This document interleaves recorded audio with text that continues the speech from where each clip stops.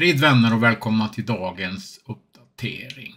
Gud välsigne er och vi ska snart åka på möte med Parossian mission och vill lägga in en hälsning och uppdatering och jubla inför gisslans fritagning. Vi ska glädjas med de som gläder sig och sörja med de som sörjer sig. Och det har vi verkligen gjort i den här svängen med Israel och Gaza och allt elände som har varit. Det har gått upp och ner. Tårar givetvis. Jag vill läsa ifrån Jesaja 65 och 16. Den som då välsignar sig i landet ska välsigna sig vid sanningens Gud. Och den som avlägger ed i landet ska svärja vid sanningens Gud. Ty de förra bedrövelserna är då glömda och dolda för mina ögon. Se, jag skapar nya himlar och en ny jord. Och man ska inte mer komma ihåg det förgångna eller tänka på det. Men fröjda er och jubla till evig tid över det jag skapar. Ty se, jag skapar Jerusalem till jubel och dess folk till fröjd. Jag ska jubla över Jerusalem och fröjda mig över mitt folk. Där ska inte mer höras gråt eller klagan. Ja, fantastisk framtid för Jerusalem. Och vi gläder oss ju givetvis över fritagandet. Både Elvor och jag här på morgonen så jublar vi och tackar Gud för detta. Men vi ska också be för den soldat som skadades svårt under detta fritagningsuppdrag. Vi ber i Jesu namn här att du lägger din såmärkta hand på den här soldaten. Gode Gud, välsigna Israel, Jesus. Men vi kunde även se igår lite klipp på hur Israel börjar förflytta en del tanks norrut. Uppgifter kommer om en upptrappning i konflikten. Vi förstår att Israel kan inte fortsätta så här i längden. Att ha hela norra Israels befolkning förflyttad till södra, det håller ju inte i längden. Och alla de här soldaterna tänkte ju vanliga killar, många av de här som har arbeten och företag som går omkull.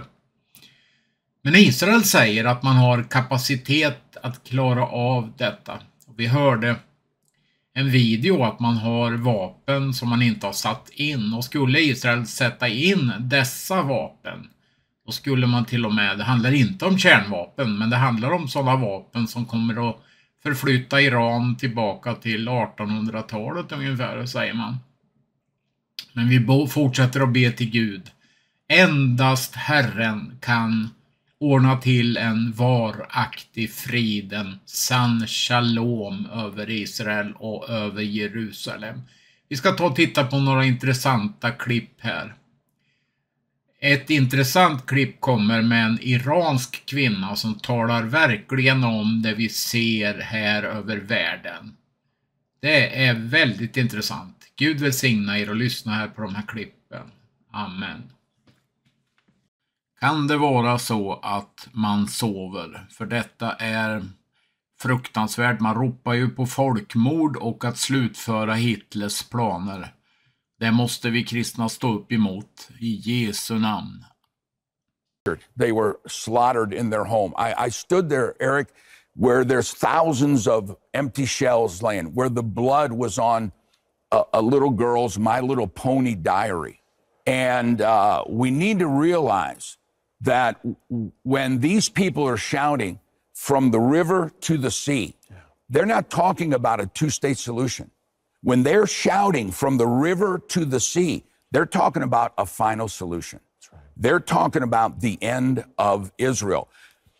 What shocked me is it's escalated. You know, you and I know, and we've talked about this for years, that being anti-Israel is the new anti-Semitism. Absolutely. It's the, you know, anti-Zionism cloaked. Yeah, absolutely. And we'd say, well, they'll never say, let's kill the Jews. They would say, let's get Israel, the Israelis to leave. Let's get the Jews to leave Israel. But from October 7th, it shocks me, it angers me, it motivates me that now this I had lunch with Senator Cruz, our dinner with Senator Cruz 2 nights ago, and he said anti-Semitism isn't new. it's just since October 7th come out of the closet. Yeah. And it's shocking. It should shock the church world. It should shock the whole world. That It's the world's oldest. Då ska vi titta på en utfrågning med Netanyahu när han var 28 år gammal i USA. Väldigt intressant det han säger nu med tanke på from the river to the sea. Skulle då araberna här, palestinierna, ha ändrat sig? Absolut inte. Men de har blivit mycket listigare istället. För vi förstår ju vem som ligger bakom. Det har vi ju redan sagt och tittat på. Issue of self-determination, the core of the conflict in the Middle East? No, I don't believe it is. The real core of the conflict is the unfortunate Arab refusal to accept the state of Israel. And I think, as was mentioned earlier, for 20 years the Arabs had both the West Bank and the Gaza Strip. And if self-determination were, as they now say, the core of the conflict, they could have easily established a Palestinian state then, but they didn't. When did the issue arise then? Well, for 20 years, we didn't hear a word about self-determination. And in fact, what we did hear, those of us living in the Middle East, was about driving the Jews into the sea. Now, after 1967, under the leadership of the PLO, the hardline strategy shifted to adopting a moderate, dressed-up slogan, which now talked in terms of first a secular democratic state and then replaced it with Palestinian self-determination. But what this really means, contrary to what Mr. Aruri said, about 1977 being a changed year in the PLO's objectives, let me quote you what the PLO Information Office said in a Dutch paper in 1977, in May 5th. 77? May 5th, 1977, yes. The statement was very simple. Our objective remains the destruction of the Zionist state of Israel. So let's keep in mind that what we're talking about here is not the attempt to build a state, but to destroy one. Do the Palestinians have a right to a separate state? Well, Mr. Jam has been talking about human rights. well, I think that no, I don't think they do, but I think that it's quite instructive that the Palestinians who are invoking the right of self-determination, which is an attribute for separate nations, themselves are the ones who define themselves as part of the Arab nation. Now, no one is denying that there are Palestinian Arabs. There's a very distinguished Palestinian Arab sitting right next to me. But the Palestinians themselves, in the Palestinian National Covenant, the very first article, say that the people of Palestine, quote, are part of the Arab nation. Well, let's look at the Arab nation. It has 21 states, an area roughly the size of the United States, and 1/6 of the entire world's wealth. Now, add to that the fact that there already exists a Palestinian state, and that is Jordan, 60% of whose population is Palestinian. I think it's quite interesting that Yasser Arafat and King Hussein, who are bitter enemies, agree on one thing, that Jordan is a Palestinian state. So what we're talking about is a demand for a 22nd Arab state and a second Palestinian state. What should be done with the Palestinians on the West Bank? There's a problem, so what should be done about it, in your opinion? Well, I think that the Palestinians in the West Bank are going to be offered the full human rights, the full civil rights, as no Arabs are offered in the Middle East. No Arabs whatsoever have any full human rights or the right to vote for their own government. Those Arabs who lived in Israel in the pre-67 boundaries are the only Arabs in the Middle East who offer that right, and I'm all in favor of having the same Arabs living in the West Bank and the Gaza Strip being offered such a right in the final peace agreement. Can we have peace in the Middle East? Very briefly, please. Yes, I sincerely hope so. Look, I'm 28 years old. I've had to defend my country in 2 wars and in many battles. Nobody wants peace more than Israel. But the stumbling block to the road for peace is this demand for a PLO state, which will mean more war, which will mean more violence in the Middle East. And I sincerely believe, if this demand is abandoned, we can have real and genuine peace. Thank you. Thank you. Secretary. Ska vi ta och titta på ett klipp med en iransk kvinna som är modig, som vågar stå upp och tala om egentligen vad som händer nu. Och det här, kära vänner, kan få en förklaring på det vi ser över världen dra som vi inte riktigt förstår, men hon sätter ord på detta. Och det här kan faktiskt vara Det som kommer att ske i den stora vedermödan som Bibeln talar om. If every single day that you wake up, you are more confused than the day before about the state of this world, this is single-handedly the most important thing that you are going to need to understand if we are going to make it out of this time. What we are all collectively witnessing right now, the spell that has befallen the entire world, this is Soviet propaganda. And I'm going to explain to you where this comes from. This Soviet propaganda is from the marriage of convenience between the atheist radical left and the ultra-religious radical right. The Marxists and the Islamists, okay? The Marxists and the Islamists have joined forces in a covert union to bring about the destruction of the West. And I'm going to explain how and why. So after the collapse of the Soviet Union, the Trotskyites were disseminating this propaganda worldwide to globalize their Soviet revolution. Now, in order to achieve the destruction of the West, the destruction of capitalism, they needed to align with a reactionary force. So they aligned with the Islamists. They saw the Islamists as the reactionary force capable of destroying the West, right?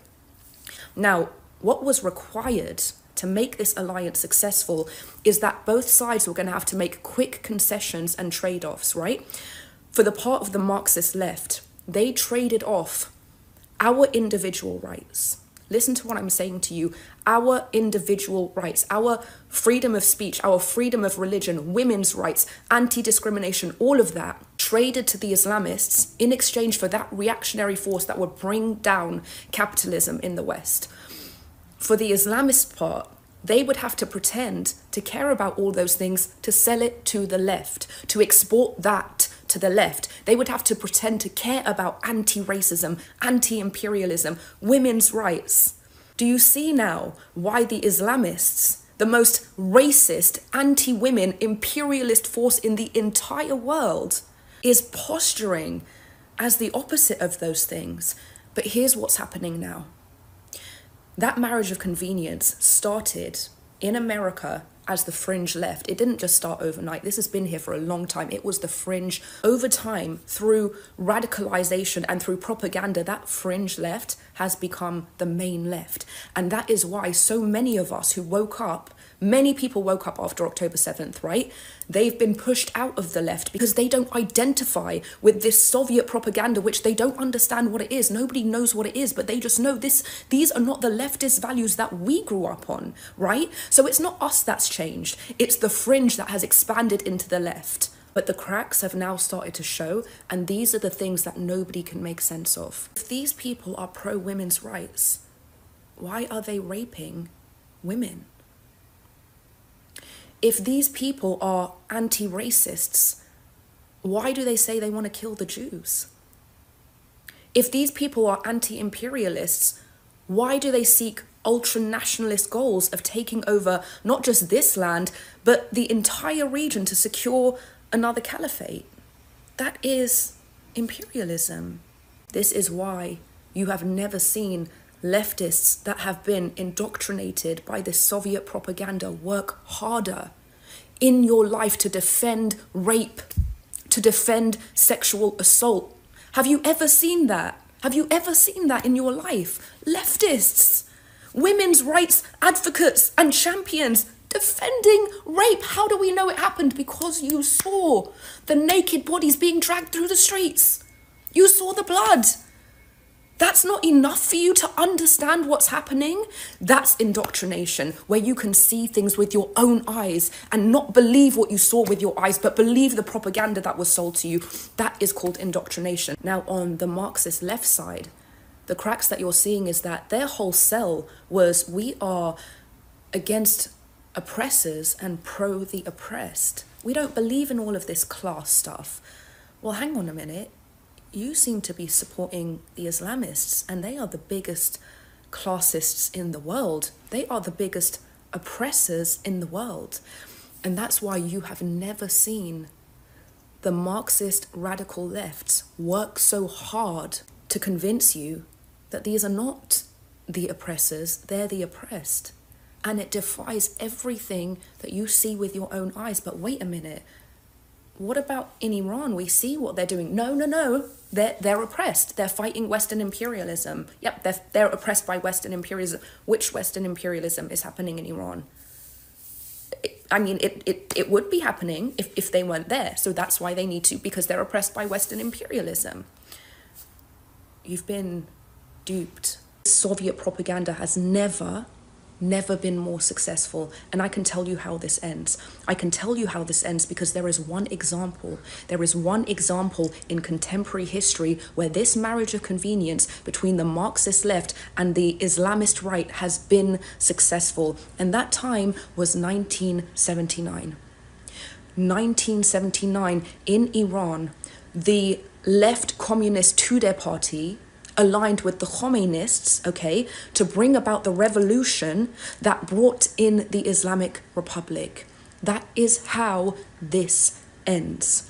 I need you to wake up yesterday. I need you to pay attention to those feelings in your gut where you justify rape, where you deny that rape happened, when you say anti-Semitism is okay, despite the fact that you've been doing anti-racism work your whole life, despite the fact that you've been doing pro-women's rights work your whole life, that all of a sudden your narrative has switched. You've done a total about face because the radical left that has bled out, the fringe left that has bled out into the entire left has convinced you that this is the correct narrative, even though it defies everything in your being, even though you wish you could speak out, but you can't because you'll be attacked and ostracized by the left. It is time to take a step that is bigger than you and bigger than us, and recognize that if we don't all turn around now, it ends in 1979 in Iran. This is not an authentic state of being. This is Soviet propaganda, and that is why nothing about this world makes sense right now, not even to you who fell for it.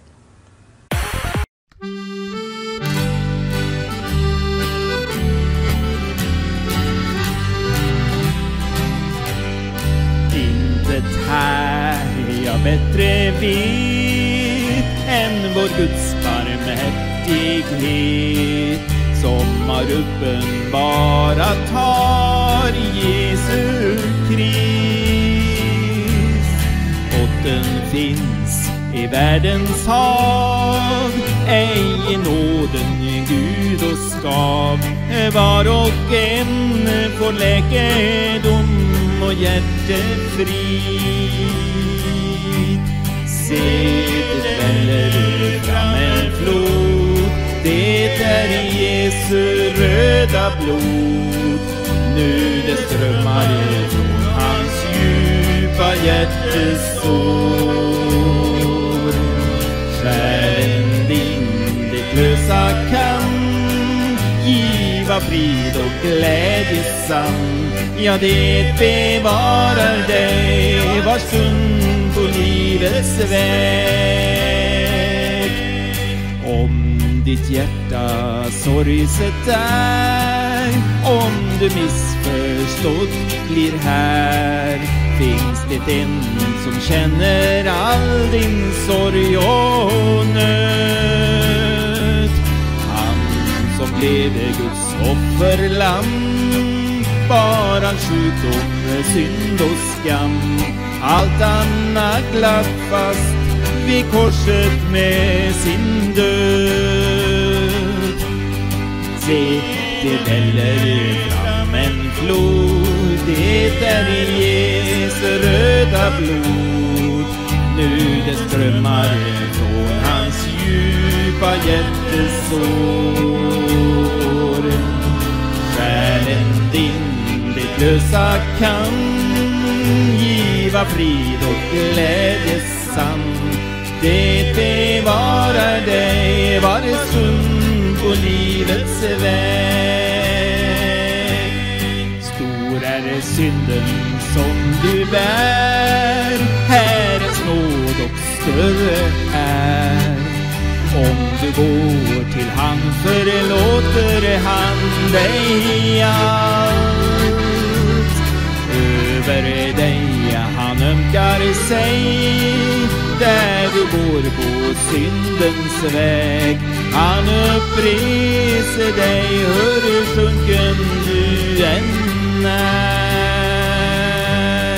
Se, det väller fram en flod, det är Jesu röda blod. Det strömmar från hans djupa hjärtesår. Själen din, det lösa kan giva frid och glädje sann. Det bevarar dig varje stund på livets väg. Se, det väller fram en flod, det är Jesu röda blod. Det strömmar från hans djupa hjärtesår. Själen din, det lösa kan giva frid och glädje sann. Det bevarar dig varje stund på livets väg.